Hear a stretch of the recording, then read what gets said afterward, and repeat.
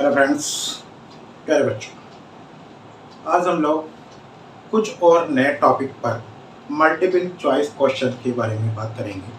किस प्रकार से ये कंपटीशन के एग्जामों में या जहाँ पर एमसीक्यू बेस्ड एग्ज़ाम होते हैं, किस प्रकार से इन टॉपिक से रिलेटेड क्वेश्चन पूछे जाते हैं। तो आइए शुरू करते हैं। आज हम सबसे पहले कार्बोहाइड्रेट्स में किस प्रकार से कैसे एमसीक्यू बेस्ड क्वेश्चन पूछे जाएंगे। Now the number one question is, which one of the following is a non-reducing carbohydrates? जैसे कि आप जानते हैं कार्बोहाइड्रेट्स को तो हम पढ़ ही चुके हैं। उसके बाद रेड्यूसिंग और non reducing nature. Reducing nature अर्थात जो हमारे फेरिंग सॉल्यूशन को या टॉलरेंट रिएजेंट को रेड्यूस कर देते हैं, वो यहाँ पर रेड्यूसिंग के नाम से जाने जाते हैं। तो हमारे पास जो कार्बोहाइड्रेट्स होते हैं, डिफरेंट कार्बोहाइड्रेट्स होते हैं, उनमें से जो इनको रेड्यूस करते हैं वो रेड्यूसिंग कहलाते हैं, और जो रेड्यूस नहीं करते हैं वो नॉन रेड्यूसिंग के नाम से जाने जाते हैं। तो यहाँ पर हमारे पास एग्जांपल में है lactose, maltose, sucrose and glucose. तो यहाँ पर सारे ही यहाँ पर लैक्टोस, माल्टोस, सुक्रोस ये और ग्लूकोस छोटा मॉलिक्यूल है। यहाँ पर हम देखेंगे कि जिसमें हमारे पास कार्बोनिल ग्रुप फ्री होगा, जिसमें कार्बोनिल ग्रुप फ्री होगा, स्पेशली एल्डिहाइड फ्री होगा, वो ही केवल रेड्यूस करेगा और बाकी रेड्यूस नहीं करेंगे। तो हमें यहाँ बताना which one of the following is a non reducing carbohydrate, अर्थात जो नॉन रेड्यूसिंग हो। तो यहाँ पर हमारा जो क्वेश्चन है, लैक्टोस, माल्टोस ये दोनों रेड्यूसिंग शुगर है, जबकि ग्लूकोज भी रेड्यूसिंग शुगर है, क्योंकि उसमें तो एल्डिहाइड ग्रुप प्रेजेंट होता ही है। तो केवल यहाँ पर बचता है sucrose. Sucrose molecule is the non reducing carbohydrate. तो यहाँ पर हमारा जो आंसर होगा इस क्वेश्चन का, जो राइट आंसर होगा वो होगा option C, sucrose. Now the second question is, carbohydrates are characterized by the presence of।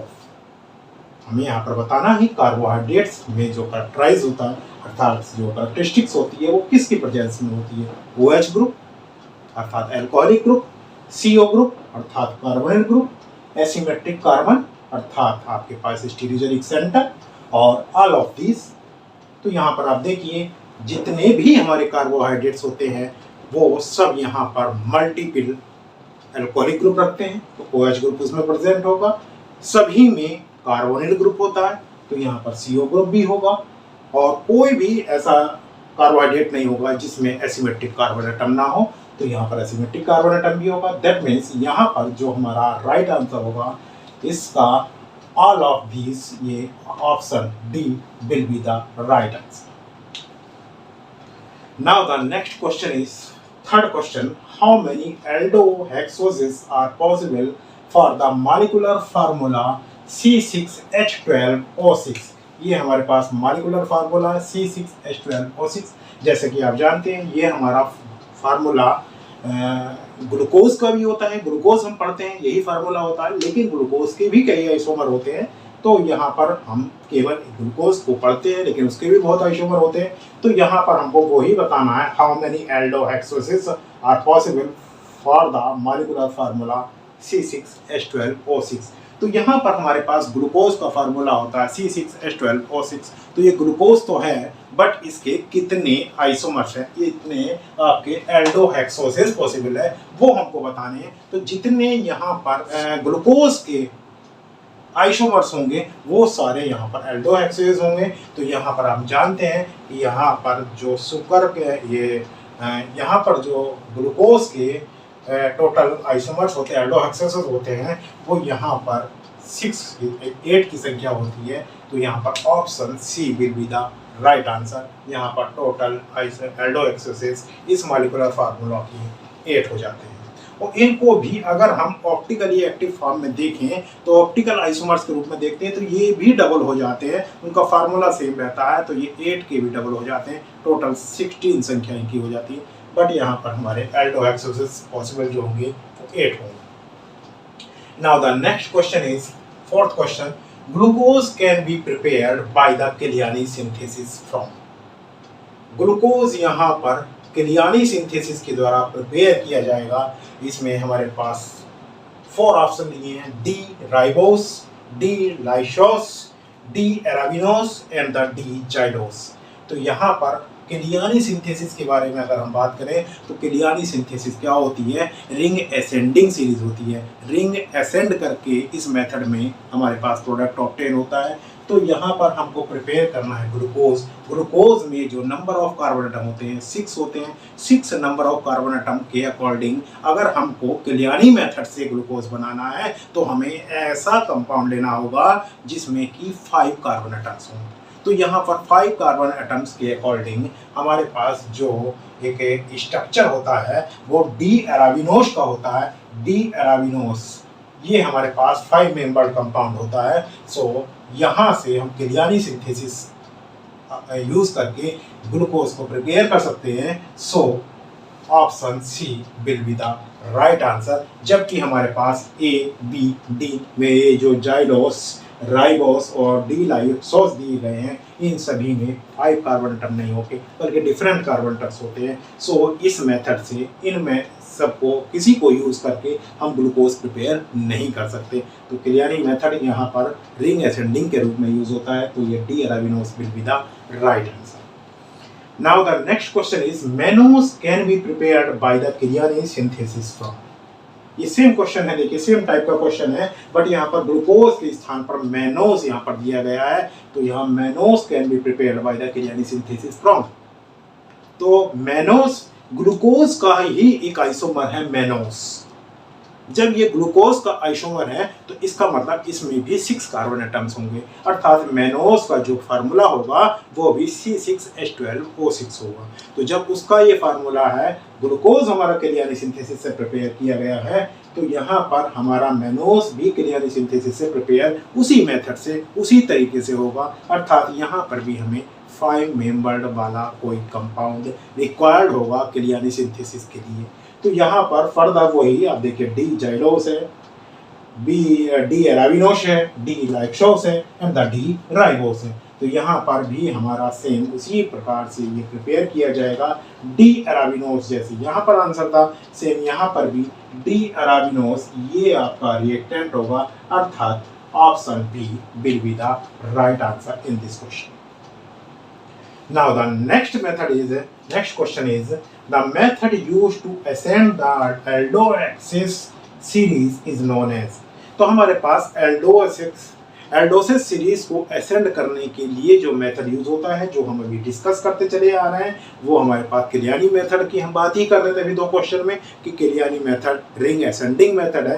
तो यहाँ पर हमारा रफ डिग्रेडेशन मेथड, तो यहाँ तक डिग्रेडेशन मेथड दे रखा है, जबकि हमें रिंग असेंड करना है, use to ascend the aldoses series. तो यहाँ पर ये डिग्रेडेशन मेथड है, ये इम्पॉसिबल है। होल्स डिग्रेडेशन ये भी हमारा इम्पॉसिबल है क्योंकि तो डिग्रेड कर रहा है। जेम्पल्स मॉडिफिकेशन ये भी हमारा इस प्रकार से रिंग असेंड नहीं करता। Now the last method is Kiliani synthesis. तो किलियानी सिंथेसिस ये रिंग असेंडिंग मेथड है। तो ये हमारा option D will be the right answer in this question. Now the next question is monosaccharides. Monosaccharides undergo reversible isomerization in the presence of dilute alkali. This reaction is known as। हमारा monosaccharide यहाँ पर reversible isomerisation किसी dilute alkali की presence में show करता है। इस reaction को हम क्या कहते हैं? म्यूटारोटेशन। म्यूटारोटेशन में ऐसा नहीं होता है, वो भी यहाँ पर रॉन्ग आंसर होगा। किलियानी सिंथेसिस की बात करें तो हम अभी किलियानी सिंथेसिस के बारे में कई क्वेश्चन में बात कर चुके, वो हमारा रिंग असेंडिंग मेथड है, तो ये भी ऑप्शन गलत होगा। यहाँ पर Lobry de Bruyn and Alberda van Ekenstein rearrangement, ये हमारे पास जो मेथड है ये हमारा रिवर्सिबल आइसोमेराइजेशन शो करता है in the presence of dilute alkali by the monosaccharides. So option B will be the right answer in this question and none of the these. जब हमारा बी ये ऑप्शन सही है तो ये question option D automatically wrong हो जाएगा, अर्थात ये हमारा option B will be the right answer. Now the next question is Kiliani synthesis is an example of. काय का एग्जांपल है? देखिए, chain ascending, chain descending, no change in the chain and none of this.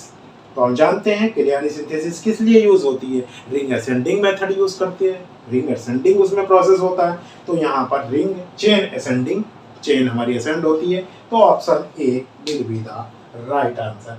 तो हमारा यहाँ पर इस question का जो आंसर होगा चेन असेंडिंग, अर्थात option A is the right answer.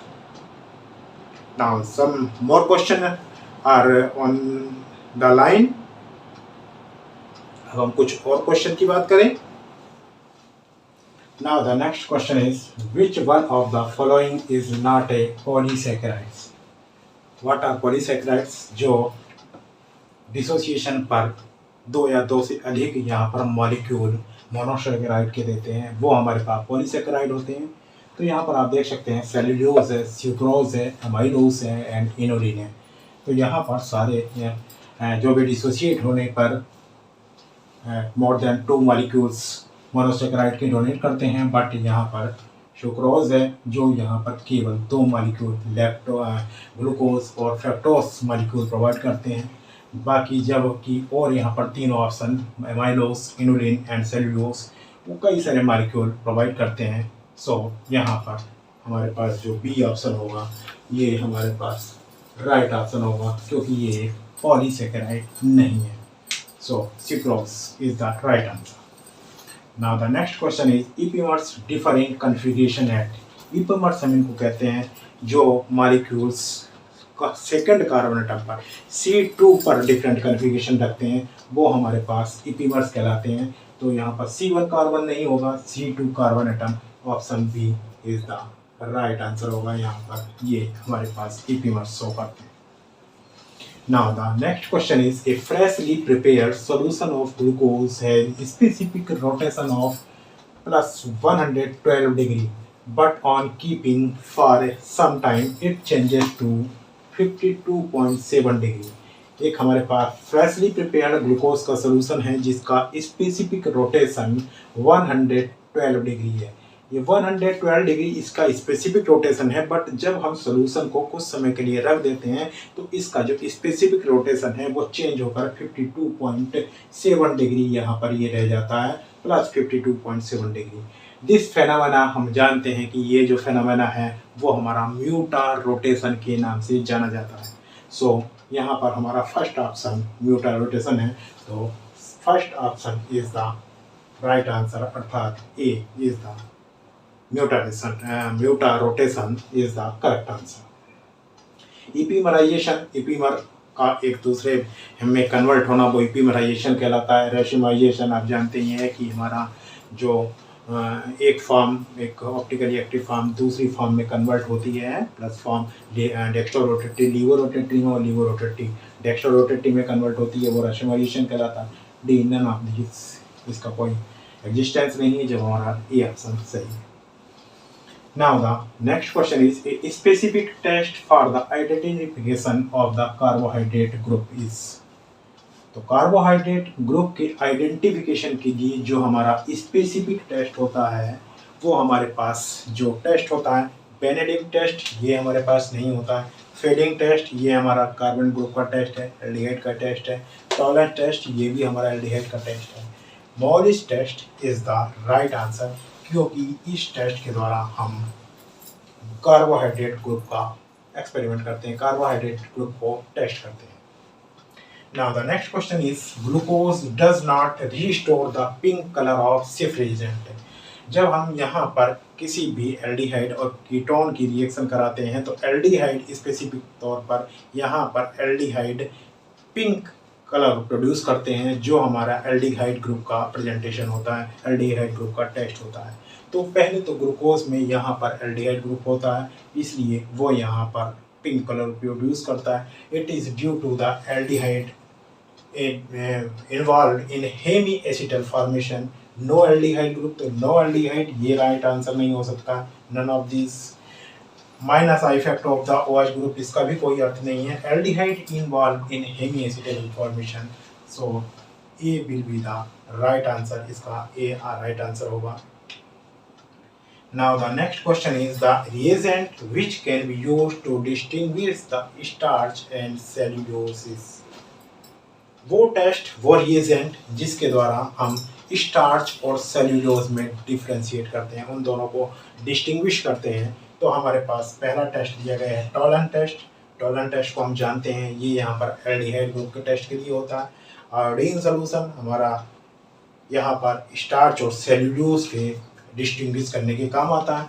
और अगर आगे देखें एसिटिक एनहाइड्राइड, वो इस काम में नहीं आता। फेलिंग रिएजेंट, वो भी हमारा रिएजेंट एल्डिहाइड ग्रुप के टेस्ट के लिए आता है। तो यहाँ पर iodine solution is the right answer. केवल एकमात्र इसी सोल्यूशन के द्वारा हम यहाँ पर स्टार्च एंड सेल्यूलोज में डिस्टिंग्विश करते हैं। Now the next question is isomers differ in centrifugation at asymmetric carbon atom due to hemiacetal ring formation are known as number 1 epimers, B conformers, C anomers and D tautomers। तो यहाँ पर हम देख रहे हैं कि जो हमारा आइसोमर्स में डिफरेंट होगा, वो कन्फिगरेशन में डिफरेंट होगा, वो एसिमेट्रिक कार्बन एटम पर due to hemiacetal ring formation which will be the anomers. ये हमारे पास एनोमर्स होंगे और so C anomers is the right answer. Now the next question is fructose is a levorotatory yet it is written as D fructose। Fructose levorotatory होने के बावजूद भी D fructose के रूप में लिखा जाता है, जबकि हम लिवोरोटेटरी को L से रिप्रेजेंट करते हैं। तो ऐसा क्यों होता है?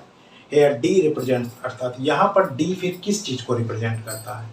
तो डी हमारे पास स्पेसिफिक रोटेशन, उसका हमारा डी से कोई मतलब नहीं होता। म्यूटा रोटेशन, उसको भी हम डी से रिप्रेजेंट नहीं करते। नन ऑफ दिस, पहले हम सी को देख लें।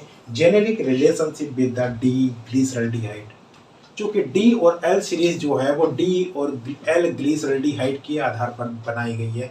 ये रिलेटिव कन्फिगरेशन है। यहाँ पर हम डी ग्लिसरल्डिहाइड के रूप में डी ग्लिसरल्डिहाइड जैसा जिसका स्ट्रक्चर होता है उसको हम डी फॉर्म, उसको हम डी नाम देते हैं, और जिनका स्ट्रक्चर एल ग्लिसरल्डिहाइड से मिलता हुआ होता है उनको हम एल सीरीज का कंपाउंड का नाम देते हैं।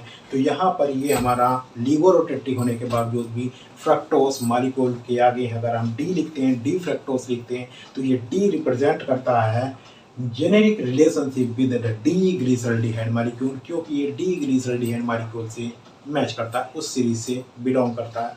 सो C will be the right answer. तो इस प्रकार से यहाँ पर ये क्वेश्चन सॉल्व किए जाते हैं। कुछ और क्वेश्चन की अभी हम बात करेंगे।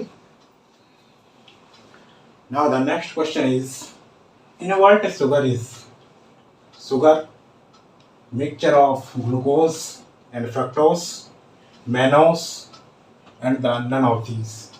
हम जानते हैं इनवर्ट शुगर होती है mixture of glucose and fructose. This is the correct answer. Option B is the correct answer.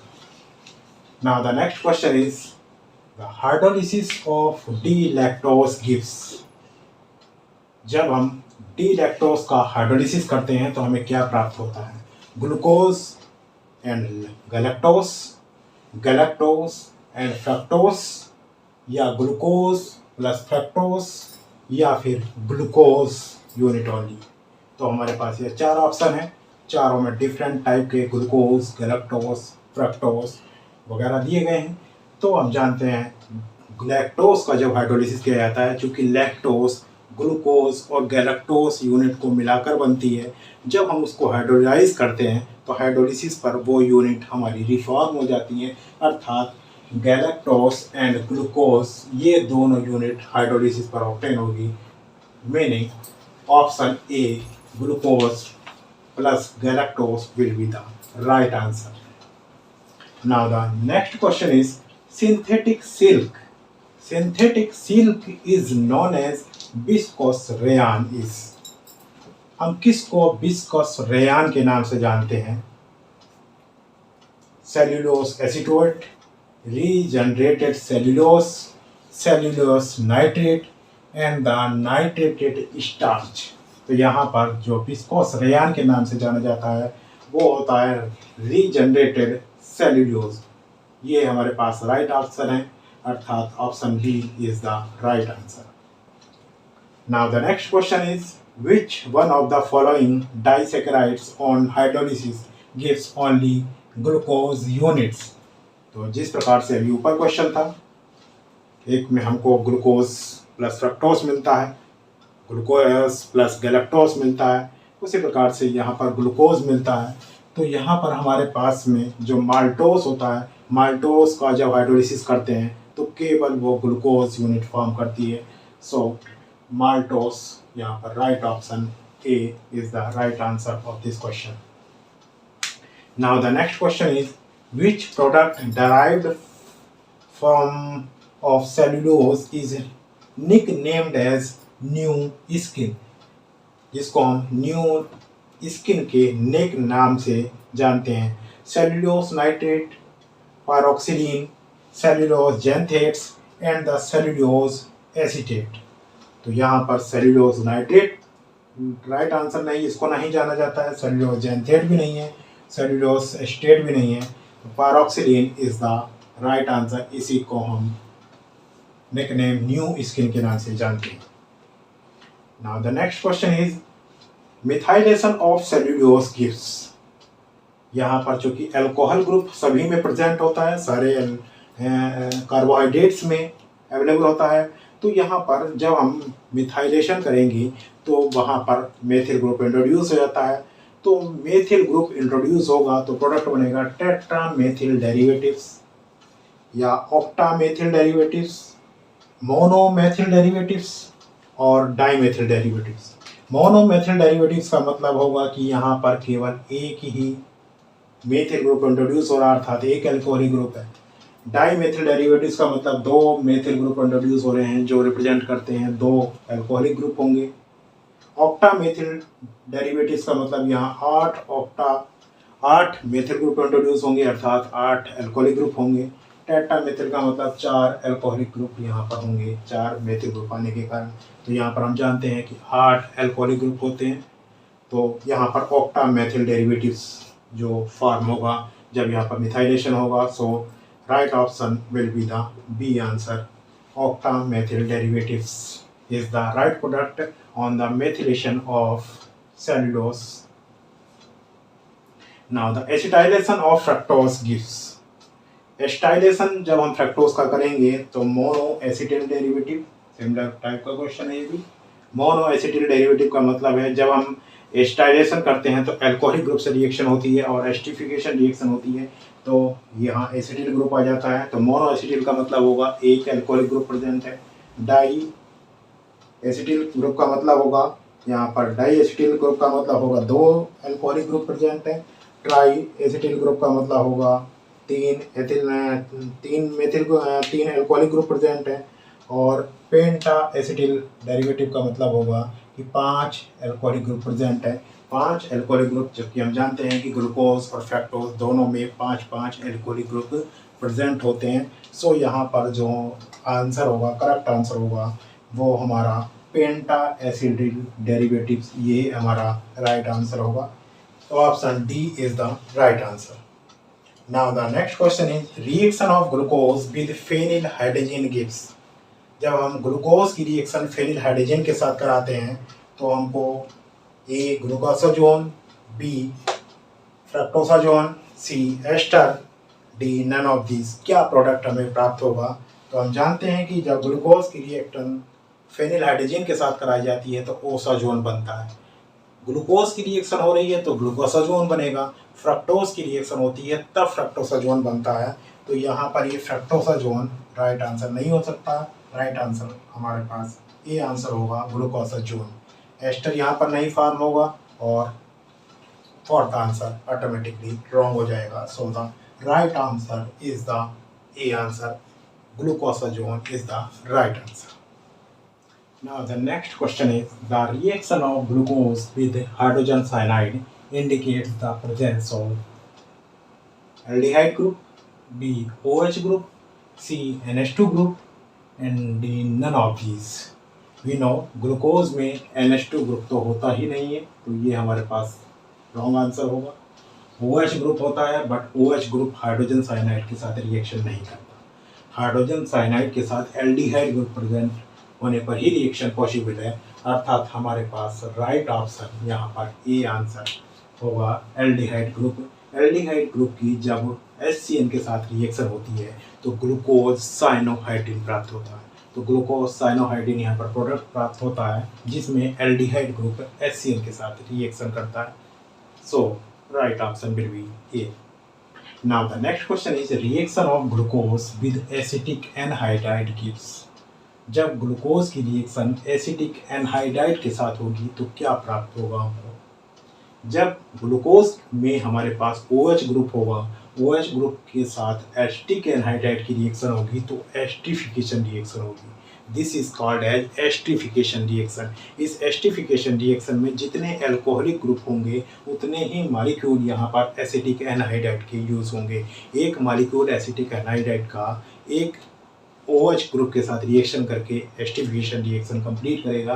तो यहाँ पर हम जानते हैं ग्लूकोज में 5 एल्कोहलिक ग्रुप होते हैं, 5 हाइड्रोक्सिल ग्रुप होते हैं। सो यहाँ पर पेंटा डेरिवेटिव बनेगा। पेंटा यहाँ पर एसिटिक एनहाइड्राइड के 5 मॉलिक्यूल होंगे और पेंटा डेरिवेटिव बनेगा।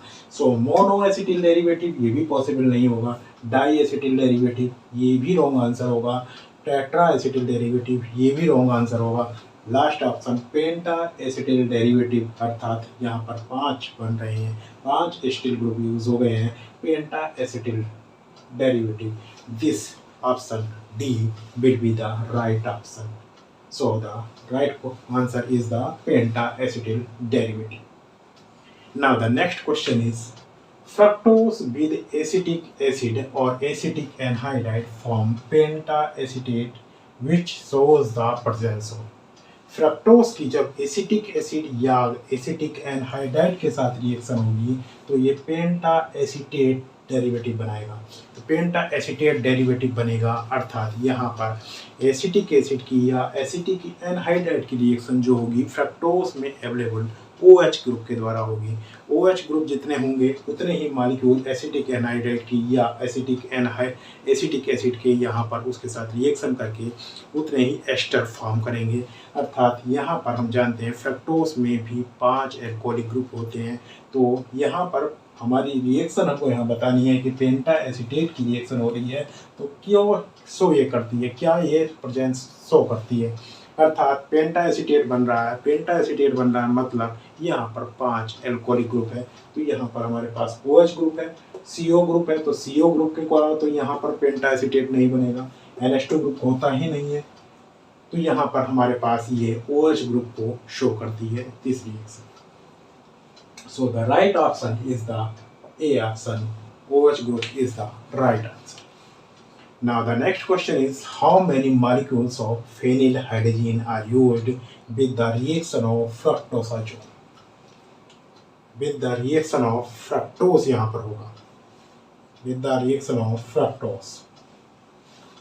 तो हम जानते हैं फेनिलहाइड्रेजिन की जब भी रिएक्शन होती है फिर ग्लूकोज या फ्रक्टोज के साथ तो हमें ग्लूकोज के केस में ग्लूकोसाजोन बनता है और फ्रक्टोज के केस में फ्रक्टोजाजोन मिलता है। बट इस ओवरऑल रिएक्शन में हमारे पास देखने में अगर हम प्रोडक्ट को देखें तो केवल 2 मॉलिक्यूल फेनिलहाइड्रेजिन के यूज़ होते हुए नज़र आते हैं। बट ओवरऑल हम रिएक्शन को देखेंगे तो इसमें एक एनिलीन मॉलिक्यूल भी फॉर्म होता है।